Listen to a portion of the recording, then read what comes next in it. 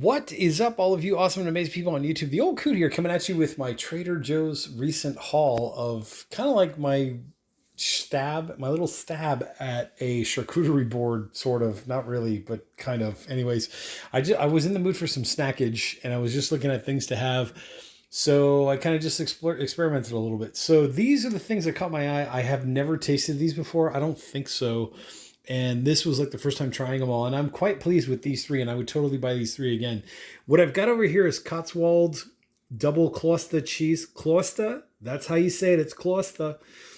With onions and chives. That's basically what it looks like when you cut it all up. Right off the bat, sharp cheddar note. It is very schmearable. So like if you take a piece of this, right, and you put it on top of your like tortilla or quesadilla or whatever, and you just take your knife and you can totally just smear it like that. It's not dippable, but it's schmearable. So if you put it like on a sandwich or whatever, you kind of get the idea. So that's one element. So I like the sharp cheddar. I like the chivy onion, the brightness of the grassy notes of like the herbs that are in there, right? The chives and the onion, you kind of get the idea. Then what I went with was some caramelized onion dip. This is very, very good. If you saw the videos prior to this one, it's kind of more on the sour cream side than on the cream cheese side, which is totally fine with me. You do get that caramelized onion, like that brown sugar note, caramelization of the onions. You do get like a little hints, little notes of garlic in there. Not the pungent garlic, but more of like the roasted, nice, nutty, kind of flavored kind of garlic. So that's a good thing too. Then on this side, I have the buffalo chicken dip. Right, what I was expecting was more chicken, like texture, chunkiness, that kind of a vibe. But I guess it's not a chicken salad; it's just a chicken dip.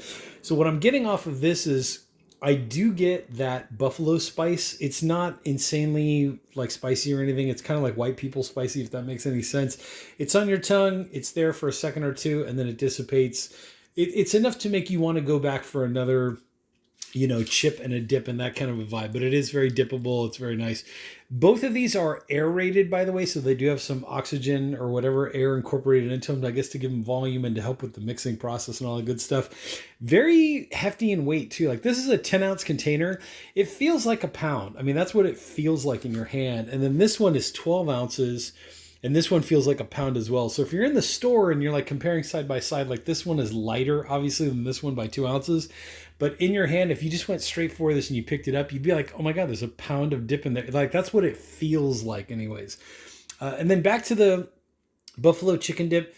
There's like a slight tartness to it. I think that's coming, there's some lemon juice in there, so you kind of get that kind of vibe going. But basically, these three right here was enough to just satisfy me. But then to add to my, quasi, it's not a charcuterie board, so I can't really call it that. It's more of just snackage.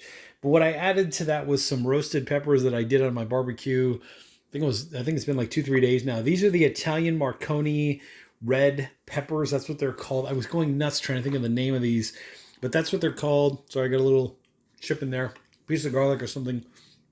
But anyways, these are absolutely amazing. So they are green when they grow, and then when they reach full maturity, sometimes you can find them in the market and they're green. What you do is just stick them in like a brown paper bag for a few days, 5 days, something like that, and they'll turn this brilliant red color. If you can find them red in the market, even better. But Marconi Italian long peppers, I think, is a technical name. Then over here, I've got some, I think this is Dave's pickled chips. And then I added to it, I kind of just cut up my own cucumbers and threw them in that big old jar to kind of mix in with all the spices and all the good stuff.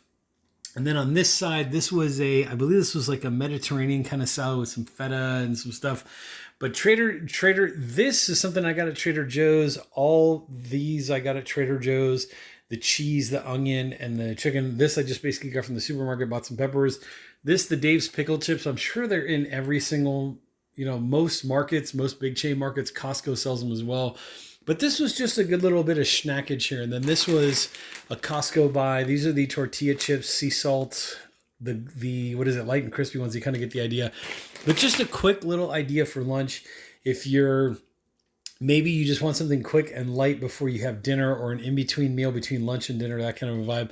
Lots of carb action going on here. Lots of fat action going on here. So be aware of that. Obviously, you got the cheese and all that good stuff.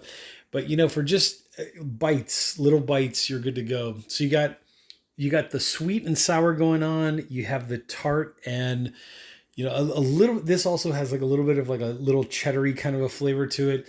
This has the onion, the caramelized onion going on. This double cluster cheese to me is like a soft, sharp cheddar that's spreadable. So I got that going on. Little quesadilla action going on. In here, there was some, I think, Monterey Jack cheese, that kind of vibe. Then I got the peppers for like that earthiness kind of a vibe. I got the salad going on. And then what little snack meal is complete without chocolate? So of course I had to get some chocolate in there too. This is the Trader Joe's, I think it's called Swiss dark chocolate. And I can't remember if it was 26% or 36% cacao, something like that. But this will be kind of like my finisher. So basically I'm getting salty, I'm getting sweet, I'm getting tart and tangy, I'm getting earthy, and then I've also got that little bit of chocolatey richness at the end for like a little square of chocolate. But anyways, if you like what you're seeing, this is just an example of a day in the life and a little bit of snackage here of the old coot. Anyways, hit that like button, hit that subscribe button down there below. I'll catch you on the next exciting video.